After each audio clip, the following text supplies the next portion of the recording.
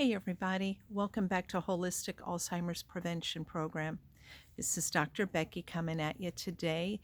Um, it is a beautiful, warm, sunny day in Central Florida in December. So that's a massive blessing that I get to enjoy being outside without any cold weather to contend with. And today is also my mother's birthday, my mother's heavenly birthday. As virtually all of you on here know, my mother passed away from Alzheimer's disease on October 1st, 2016. And I feel like today she made sure to send me a signal loud and clear that the work that I am doing is crucially important to help everybody out there do what they need to do to support the health of their brain. And the good news is, again, it's not anywhere near as difficult as you think. And I know oftentimes when people see Alzheimer's prevention, so many people think, oh, that won't affect me. Oh, that's not my problem. Or I'm too young. I don't have to worry about that now. But the truth is, nobody thinks that they're going to get Alzheimer's or dementia. Not any of us. Even those of us who have a genetic predisposition.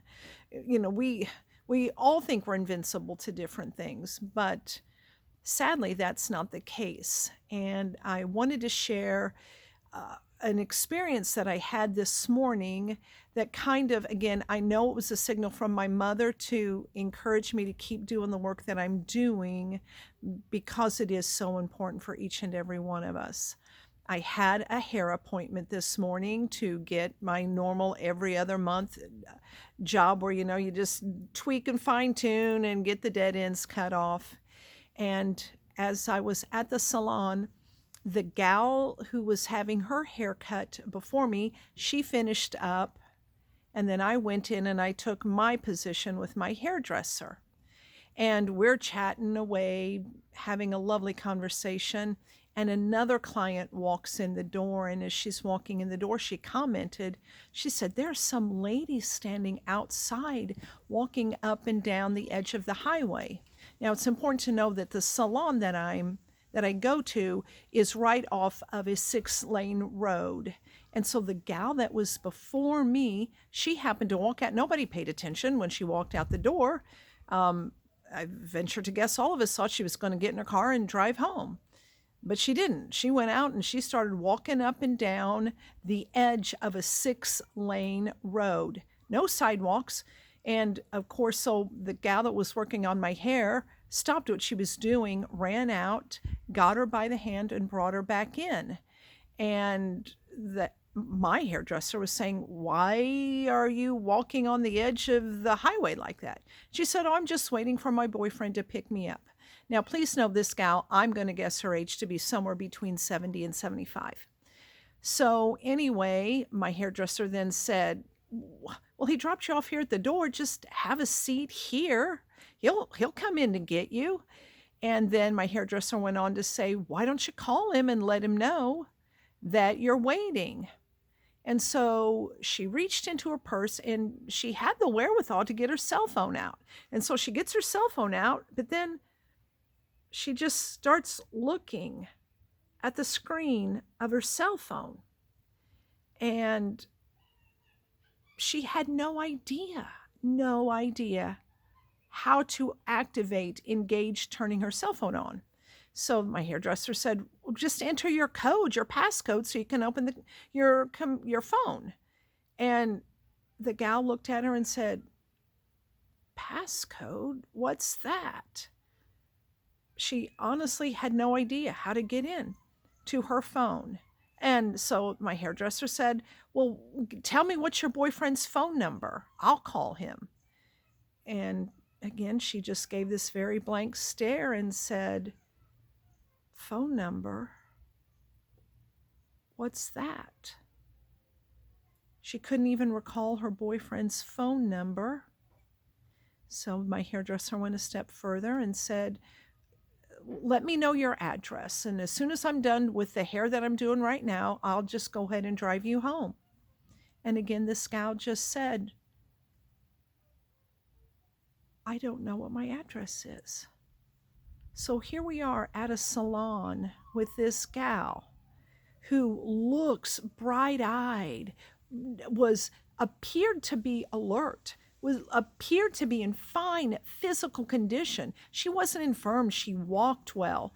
And what's important to understand about that is when my mother had Alzheimer's disease, you could see it in her eyes immediately. It was like overnight a switch changed in my mother's eyes, where it was like the blinds were drawn, and you could look into my mother's eyes and you couldn't see anything.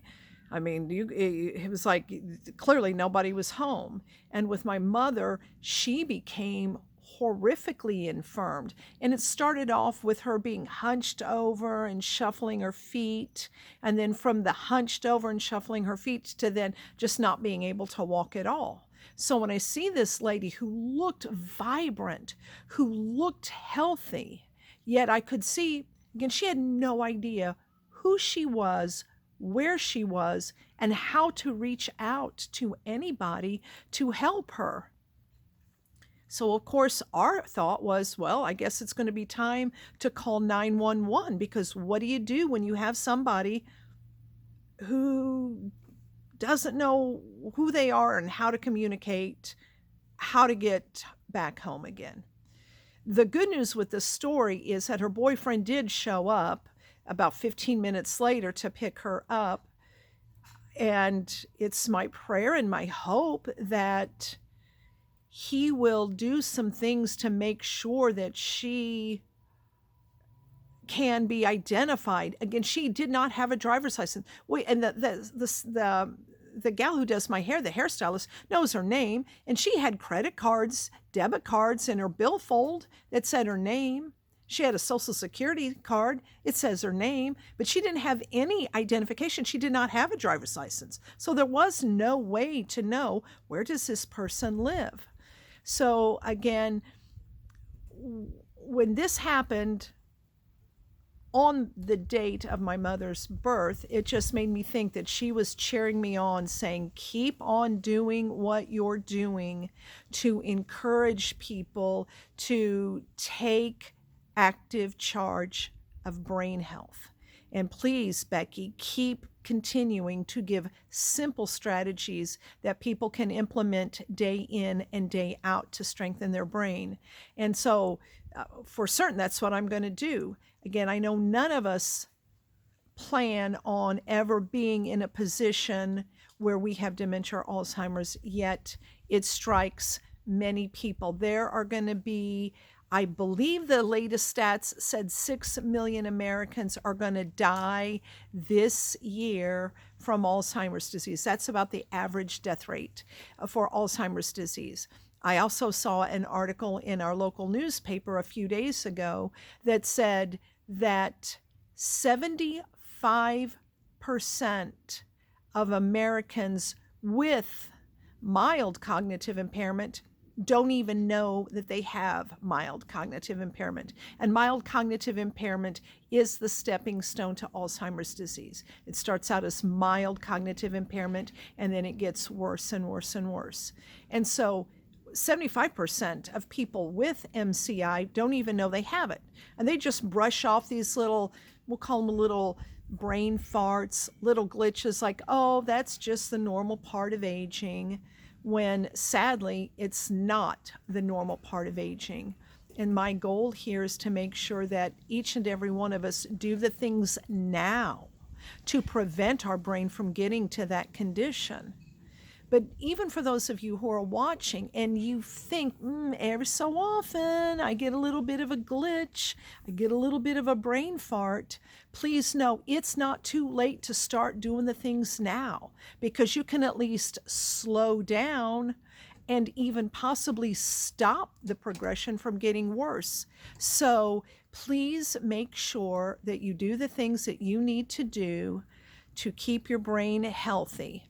And my tip for today, which isn't a tip to actually improve the health of the brain, but for those of you who are, we'll say 65 and over, who are watching, I have a ginormous request for you, and that request is, can you please, especially, well, it doesn't matter if you're male or female, but if you could write on a piece of paper your name, your address, and the passcode to get into your phone, or make sure that you have fingerprint identification or facial recognition on your phone, so that if something similar to my experience today, if that happens while you're out and about, somebody will be able to utilize your phone to call a loved one, let them know where you are, and share with them what's going on. Again, it was frightening for all of us in the salon to know that there's this wonderful woman in there, and none of us knew how to reach a loved one to come and help her. And again, the good news with the story is her boyfriend did show up, and he did take her home. And I don't want anybody else to experience that. So please make sure that if people need to get into your phone, because, and again, it doesn't even need to be because you've had a little bit of a glitch where you have forgotten for a moment of time. You know, things happen all the time where people can slip on a slippery floor and hit their head, or maybe trip, going up or going down steps and fall and again hit their head, and they might be a bit dazed and confused for a moment and maybe don't remember for that moment who they are or what their address is. So make sure that either in your purse or in your billfold, there is a way for people to know how to reach a loved one and how to get into your phone to call a loved one if that's necessary. I hope that you all have a magical, wonderful day. I'm also hoping that you will hit the subscribe button and also the like button, and also share with family and friends. It's important, especially the subscribe button. As you know, it doesn't cost you a penny to subscribe to the channel, yet YouTube loves to feed the algorithm based on the number of subscribes and the number of likes. So when you subscribe and when you like, that allows me to get my preventive brain tips sent out for more people to see. So again, I appreciate any of the love that you can share to help me get this information out to as many people as possible. Thank you so much for tuning in, and I will touch base again in just a few days with some really excellent lifestyle strategies to improve the health of your brain. Take good care of yourselves. Bye.